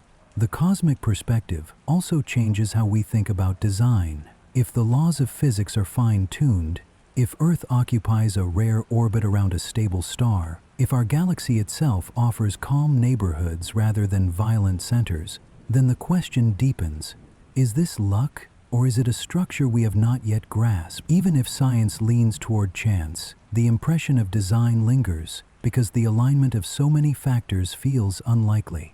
Our minds are pulled toward meaning, even in the face of vast statistics. It is worth remembering that humans have always read meaning into the sky. Ancient people mapped constellations and turned them into myths. Today we map cosmic microwave background radiation and turn it into models of the early universe. Both acts reflect the same instinct, to look outward and see patterns that connect us back to ourselves. The cosmic perspective is not just about astronomy, it is about humanity's place in the grand structure. At the same time, the perspective brings vulnerability into focus. Earth orbits in a quiet zone of the galaxy, far from regions where supernovas or black holes could tear it apart. But quiet is relative. Over cosmic time, stars drift, galaxies collide, and orbits shift. Even our sun has a finite life. In about 5 billion years, it will expand into a red giant, likely engulfing Earth or reducing it to a scorched rock. This is not an immediate threat, but it shows that our place is temporary. Whether designed or not, the conditions we enjoy are fleeting on cosmic scales. For now, though, the universe has given us a window. Stars burn steadily, our orbit remains stable, and life thrives. This balance is why the cosmic perspective often inspires not despair but awe. To know that we live in such a vast, improbable, and fragile arrangement is to feel the weight of wonder. The story of fine-tuning does not demand a conclusion. It invites reflection. Whether one sees it as evidence of purpose or as the outcome of countless chances, the result is the same: a universe that can be understood, and a planet that can harbor beings who ask why. And that brings the perspective back down from the galaxies to the microscopic. For the mysteries of design are not only in the stars, but also in the details of life itself. If the universe seems fine-tuned for complexity, then life on Earth carries that complexity in ways even more intricate. The patterns of DNA, the machinery of cells, the efficiency of ecosystems, all suggest design at another scale, not cosmic but biological. To step from the vastness of space into the intimacy of life is to follow the same question across levels. What allows such order to exist at all? Life's most astonishing secrets are not written in the stars, but in the smallest spaces of our own bodies. The universe may be vast, but within a single cell lies a different kind of wonder. Patterns so intricate that they resemble design at the deepest level. To look closely at DNA, proteins, and the machinery of cells is to encounter a kind of hidden intelligence. Systems so finely balanced that they keep life not only possible, but astonishingly efficient. At the heart of this hidden system is DNA, short for deoxyribonucleic acid. If the term feels heavy, think of it as a long thread made of repeating units, coiled and packed into the nucleus of almost every cell. That thread carries instructions written in a 4-letter alphabet: A, T, C, and G. These letters stand for chemical bases, adenine, thymine, cytosine, and guanine, that pair up in predictable ways, forming the famous double helix structure discovered by James Watson and Francis Crick in 1953. It looks like a twisted ladder, each rung a pairing of 2 bases. What makes DNA remarkable is not just its structure, but what it holds. Every living thing, from bacteria to humans, is built from instructions written in this code. A gene is simply a stretch of DNA that tells a cell how to build a protein. Proteins, in turn, carry out nearly every task of life. They form muscles, digest food, transport oxygen, and fight infections. In a way, DNA is like a recipe book, and proteins are the meals prepared from it. But the scale is astonishing. The human genome contains about 3 billion letters of code, folded into each cell of our body. To give perspective, if you typed out those letters at 1 per second non-stop, it would take over 95 years to finish. Yet every one of your trillions of cells carries this library. And every time a cell divides, it copies the entire book almost flawlessly. Mistakes called mutations do occur, but most are corrected by repair enzymes that patrol the DNA like vigilant editors. The cell itself functions like a microscopic factory. Inside, proteins fold into complex shapes, enzymes speed up chemical reactions, and organelles carry out specialized tasks. The mitochondria, often called the powerhouses of the cell, generate energy by breaking down glucose. The ribosomes act like tiny assembly lines, reading the instructions from DNA and building proteins one piece at a time. The cell membrane regulates what enters and leaves, maintaining balance. Each part is essential, and together they form a network that rivals any human-designed system in complexity and efficiency. One striking feature is self-organization. Cells are not run by a central controller. Instead, they operate through countless interactions, each molecule responding to signals and conditions. Imagine a city without a mayor, where every citizen knew exactly what to do, where roads built themselves and supplies always arrived on time. That is what a cell achieves, not through conscious planning, but through chemistry that behaves as if guided. Consider protein folding. A protein begins as a chain of amino acids strung together like beads. Yet within milliseconds it folds into a precise 3-dimensional shape, the shape that allows it to function. If it folds incorrectly, disease can result, such as in Alzheimer's or cystic fibrosis. But most of the time, folding works flawlessly, with proteins taking on the exact shape needed. How does the chain know how to fold? The answer lies in physics and chemistry, but the outcome feels almost uncanny. Order arising from countless possibilities, each protein finding its way to the one shape that works. Efficiency appears everywhere in biology. Take photosynthesis, the process by which plants convert sunlight into energy. Tiny structures inside plant cells, called chloroplasts, capture photons of light and use their energy to build sugars from carbon dioxide and water. The efficiency is remarkable. Plants sustain entire ecosystems by tapping into the most abundant energy source available, the sun. The human body, too, shows efficiency on a scale that is easy to miss. Your heart beats about 100,000 times a day, pumping blood through vessels that stretch, if laid end to end, for more than 60,000 miles, enough to circle Earth twice. Nerves carry signals at speeds up to 120 meters per second, allowing your brain to coordinate movement, thought, and memory seamlessly. Each breath exchanges oxygen for carbon dioxide in delicate sacs called alveoli, so efficient that you inhale life itself without thinking. What is striking is how these systems work together. DNA encodes proteins. Proteins form tissues. Tissues build organs. Organs sustain the organism. The layers interlock with little wasted effort, each step building on the last. It is no wonder that some have described life as information woven into matter, like software animating hardware. The code is not conscious, yet it produces outcomes so precise they invite comparison with design. None of this means life is perfect. Evolution has left quirks, like the human appendix or the backward wiring of the eye. But even with these oddities, the overall efficiency is hard to ignore. From the microscopic level of enzymes to the macroscopic level of ecosystems, life operates as if tuned for resilience and adaptation. Scientists often study these systems to inspire technology. The field of biomimicry looks at how cells and organisms solve problems and adapts those solutions for human use. Velcro was inspired by burrs sticking to fur. New materials mimic the self-cleaning surface of lotus leaves.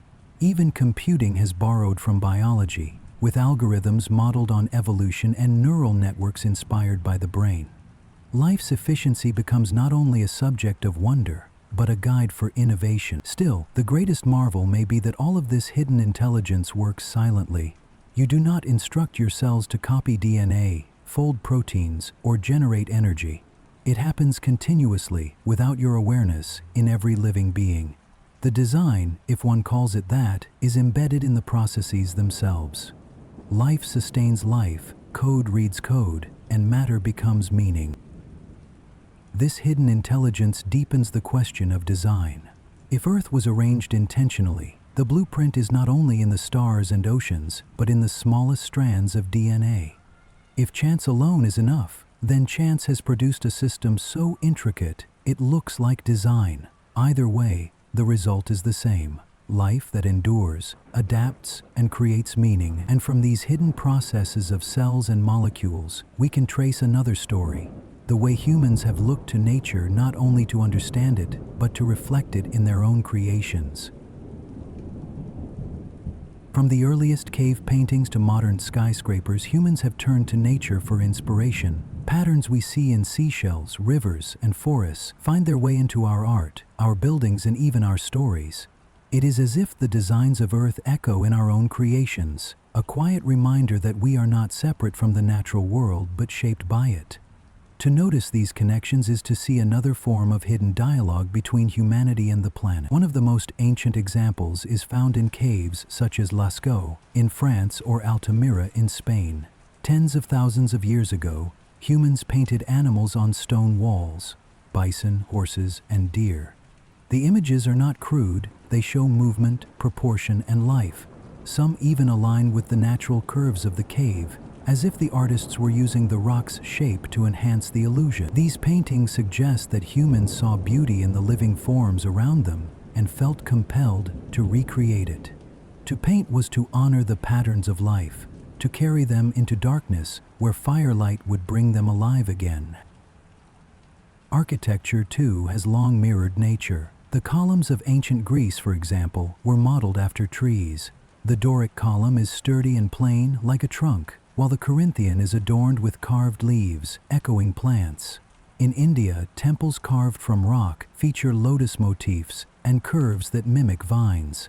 In Islamic art, geometric designs often reflect the infinite repetition found in fractals, those branching, self-similar patterns we see in rivers, snowflakes, and coastlines. Without microscopes or mathematics, people still sensed that nature worked through recurring shapes, and they wove those shapes into their culture. The golden ratio, a proportion found in seashell spirals, sunflower seeds, and galaxies, has fascinated artists and architects for centuries. The Parthenon in Athens, Leonardo da Vinci's Vitruvian Man, and even some modern designs have been linked to this ratio. Whether intentionally applied or naturally pleasing to the eye, the ratio shows how human sense of beauty often aligns with natural efficiency. We do not just copy nature, we resonate with it. Nature's inspiration extends beyond form into function. Consider the Gothic cathedrals of Europe. Their pointed arches, ribbed vaults, and flying buttresses were not only beautiful, but practical, distributing weight in ways that allowed walls to rise higher and windows to grow larger. In doing so, they echoed the branching structures of trees, which balanced strength and lightness. The result was architecture that felt both human and natural, rooted in the same logic that trees had followed for millions of years. In more recent times, the study of biomimicry has formalized this process.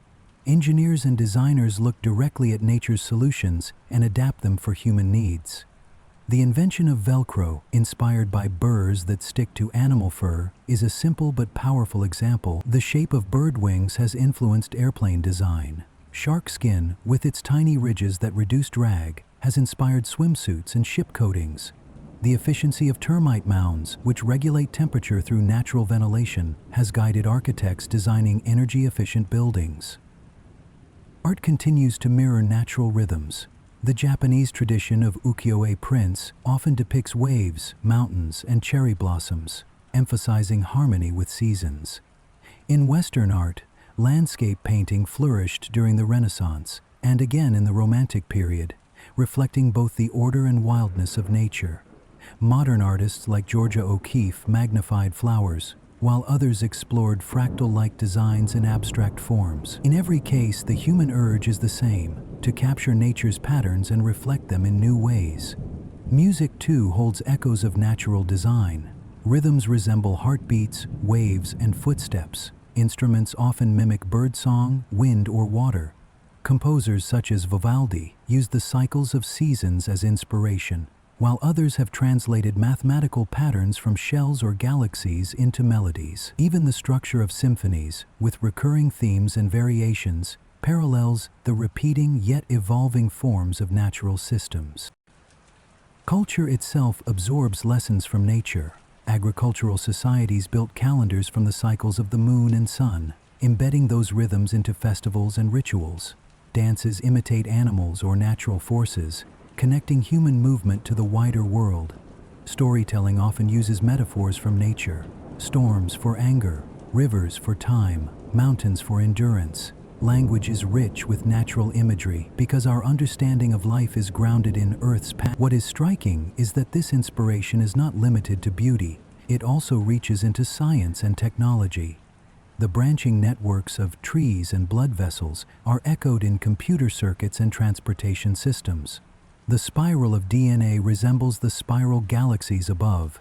Engineers study spider silk for stronger materials, while doctors study the regenerative powers of certain animals to guide medicine. The line between nature and human creation blurs, as if we are part of the same design process.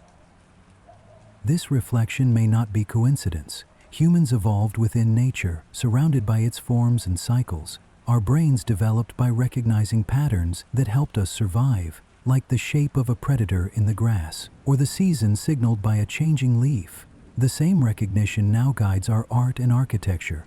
What we call design may simply be an extension of instincts honed by life's long story. Yet there is also something more. When we build a cathedral, paint a landscape, or compose music, we are not just copying what we see. We are adding intention, layering meaning onto form. A seashell spiral is beautiful because it follows a mathematical curve. A human-built spiral staircase is beautiful because it echoes that curve while serving human purpose. In this way, our creations become a bridge between natural design and cultural meaning. In recent decades, technology has brought us closer again to nature's inspiration. Computer models now generate fractals that resemble coastlines, mountains, and clouds. Digital artists use algorithms to mimic the branching of trees or the flow of rivers. Architects design skyscrapers shaped like flowers or covered in patterns that recall honeycombs. Even sustainable design, with its emphasis on closed loops and recycling, mirrors ecosystems where nothing is wasted. Seeing nature as inspiration also changes how we value it. A forest is not only a collection of trees, but a gallery of forms that spark creativity. A river is not just water, but a model of flow and persistence. The patterns of Earth become not only resources, but teachers, guiding us toward designs that are efficient, resilient, and beautiful. This dialogue between nature and culture suggests that design, if it exists, does not stop at the boundary of biology. It flows into human imagination, carrying the same logic into new expressions. Whether intentional or emergent, the patterns of Earth have shaped not only life, but also the way we see and create. And from this, another question arises. What does it mean that humans, products of Earth's patterns, create patterns of their own? When we design art, buildings, or systems inspired by nature, are we continuing the same process that shaped us? This leads into deeper reflection, not just on design as structure, but on design as meaning, a philosophical step that connects patterns in nature with purpose in thought. When we speak of design, the word itself carries many meanings. For some it suggests a blueprint, a plan drawn before creation. For others it points to intention, the sense that something exists for a reason. But in philosophy, design can also mean the patterns we perceive, the order we project, or the meaning we assign. To ask if Earth was designed is to ask not only about the planet, but also about the ways we think about purpose and chance. One interpretation of design is straightforward, a conscious intention behind the world. This is often the perspective of theology, the idea that a god or creator shaped Earth deliberately. Philosophers from Aristotle to Aquinas have argued versions of this idea, suggesting that the order we see points to a guiding mind. Aristotle described a prime mover, a first cause that set everything in motion. Aquinas later expanded on this in the Middle Ages, proposing that the apparent purpose in nature implied a designer. This view rests on the idea that purpose cannot emerge from chaos.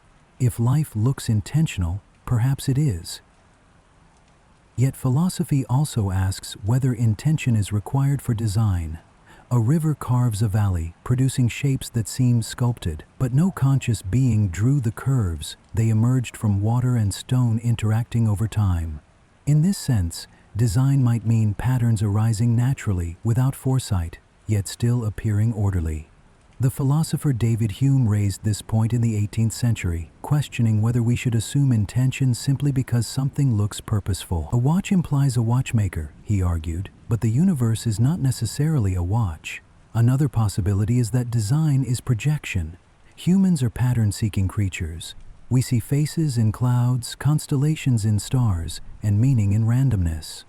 Our brains evolved to connect dots because finding patterns helped our ancestors survive, identifying predators, reading seasons, predicting outcomes. But this same tendency can make us see intention where there is none. From this view, the sense of design may be less about the world itself and more about the way our minds process it. Still, projection does not make design meaningless. If humans consistently find beauty in symmetry or order in fractals, perhaps this reflects a deeper resonance between our minds and the universe. The philosopher Immanuel Kant suggested that our minds shape experience by imposing categories like space, time, and causality. If so, the design we see might be the structure of thought itself, mirrored onto the world. This does not prove external intention, but it suggests that the question of design is tied to the nature of consciousness. Purpose is another dimension. Even if the universe was not intentionally arranged, humans create purposes of their own. A forest does not exist to provide wood, but we use it for that. The stars do not exist to guide sailors, but we navigate by them. Purpose, in this sense, is not discovered but assigned. The existentialist philosopher Jean-Paul Sartre argued that life has no built-in meaning, only the meaning we give it. Design, then, may be less about cosmic intention and more about human interpretation, the act of weaving purpose into existence. Other traditions take a different view.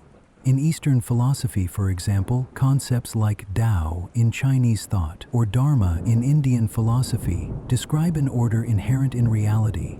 The Tao is not a plan drawn by a deity, but the natural flow of the universe, the way things are when left to their own path. To live well is to align with this order, not because it was designed in the human sense, but because it reflects harmony. Here, design is not about conscious planning, but about the underlying structure that emerges when things follow their nature. Modern philosophy adds another layer: randomness. Quantum mechanics reveals that, at the smallest scales, events do not always follow strict determinism. Particles behave unpredictably. Outcomes cannot be forecast with certainty, only with probability. Some thinkers see this as evidence against strict design. If randomness is woven into reality, perhaps there is no fixed intention. Others argue the opposite, that even randomness has rules, and the fact that chance can produce stable patterns might itself be a kind of design.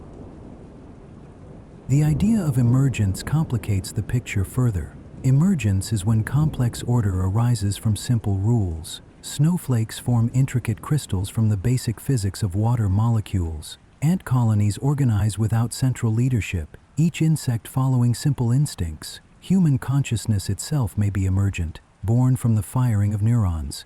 In this view, design is not imposed from above but arises from below, out of countless interactions. Purpose is not pre-written but grows from the unfolding of natural laws. This brings us to the distinction between teleology and mechanism. Teleology, from the Greek word telos meaning end or goal, is the idea that things happen for a purpose.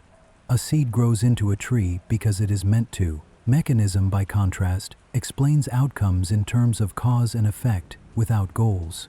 The tree grows not because it has a purpose, but because chemistry and physics drive it. Much of modern science leans toward mechanism, but teleology still lingers in language.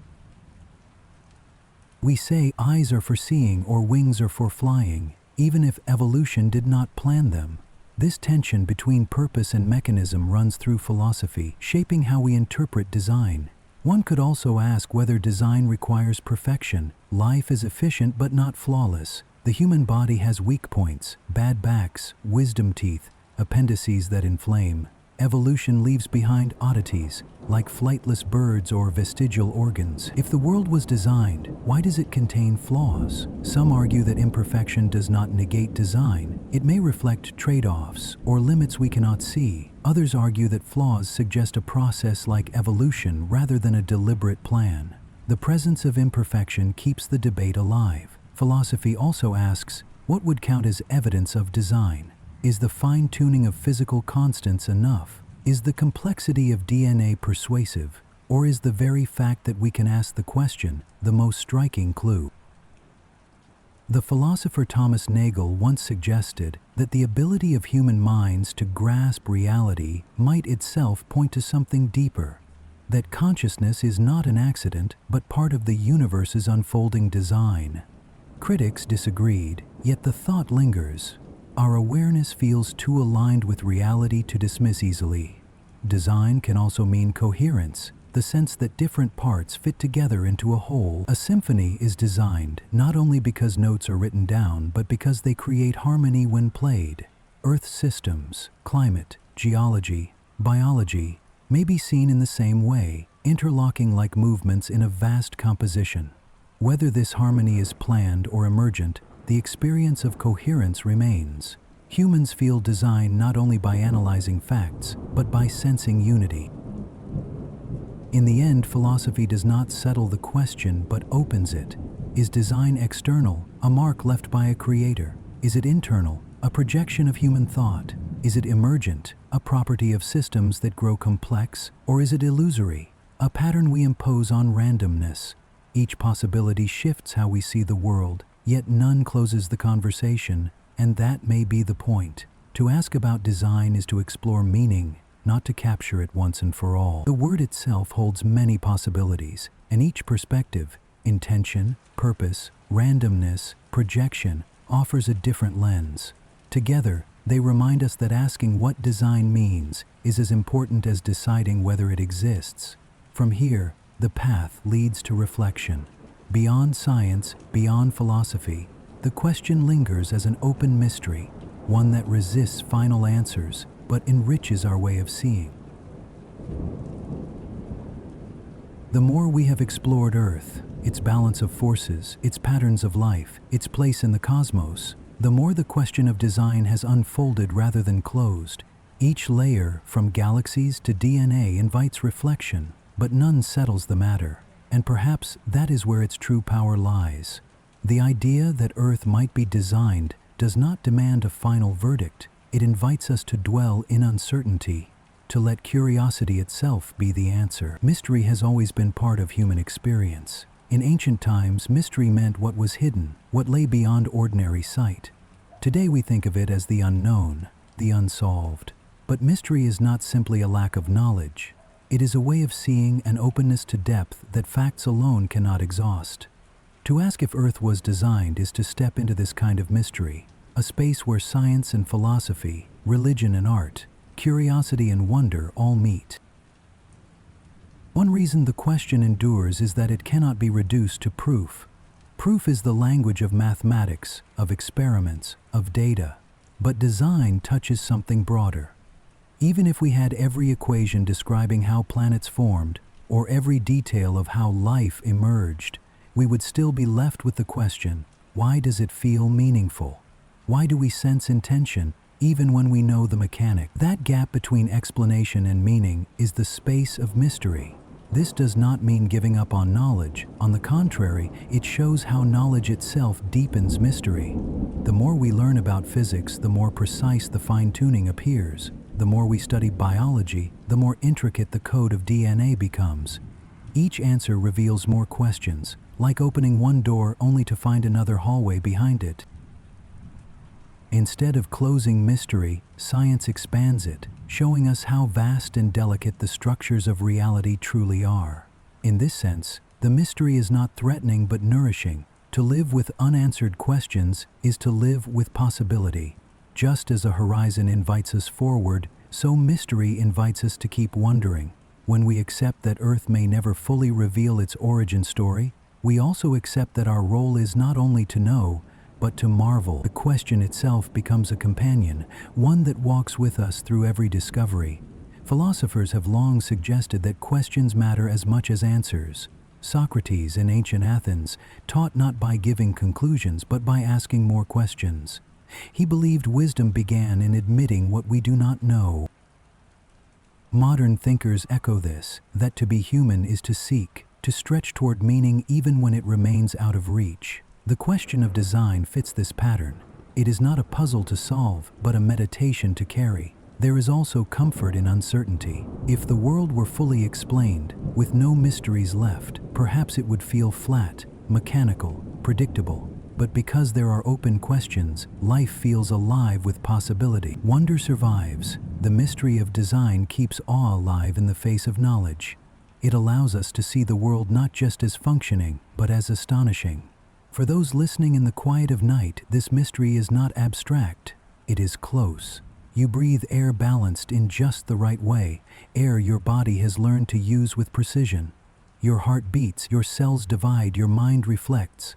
Outside your window, stars burn, tides shift, seasons turn. All of it continues without your effort, woven into a fabric too vast to grasp in full. Whether by chance or intention, this existence is yours to inhabit, to witness, to wonder at. Mystery also connects generations. Thousands of years ago, people stood beneath the same stars and asked what they meant. They told stories of gods, spirits, and origins, not to finish the question, but to honor it. Today, we ask in different languages, cosmology, biology, philosophy, but the impulse is the same, to look at the world and ask, is there purpose? Is there design? This continuity reminds us that the question is not a flaw in human knowledge, but a feature of human life. We inherit it, we reshape it, we pass it on. Another dimension of mystery is humility. To admit that Earth might be designed is to admit that we may not know the designer, or even if one exists. To admit it might not be designed is to admit that chance itself might be more profound than we can grasp. In either case, the humility is the same, recognition that reality exceeds our control. This humility can be grounding. It reminds us that we are part of something larger, whether purposeful or emergent. Some thinkers have compared mystery to music. A song does not lose beauty because we do not know its composer. We can still feel its rhythm, its harmony, its resonance. The universe too may be like this, a composition that surrounds us whose origin we may never trace, yet whose melody we hear in every heartbeat. every sunrise, every spiral shell. To ask if it was designed is to listen closely, but to keep listening is more important than to reach a final chord. What makes this question especially fitting for reflection at night is that mystery itself has a calming quality. To release the need for certainty, to rest in the openness of not knowing, can bring peace. Instead of carrying the weight of answers, we can let the mystery carry us, like a current in water. It reminds us that it is enough to be here, alive, part of the unfolding story, even if we do not know the ending. The open mystery is not an absence of meaning, but a field of possible meanings. For some, it will lean toward belief in intention, for others toward acceptance of chance. For many, it will be a blend, a sense that the categories themselves may not capture the fullness of reality.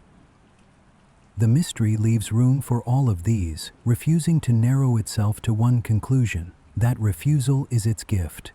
As this reflection draws on, notice how the question lingers, not as a problem to fix, but as a rhythm to live with. The world is full of cycles, day and night, growth and decay, questions and answers. Mystery belongs among them, a cycle without end, always renewing wonder. To rest with mystery is to rest with life itself, unfolding in ways both known and unknown. And so we leave the question open, not because it cannot be answered, but because its openness is what keeps it alive. Whether Earth was designed or not, the asking shapes how we see, how we live, how we dream. In the end, the mystery itself is enough.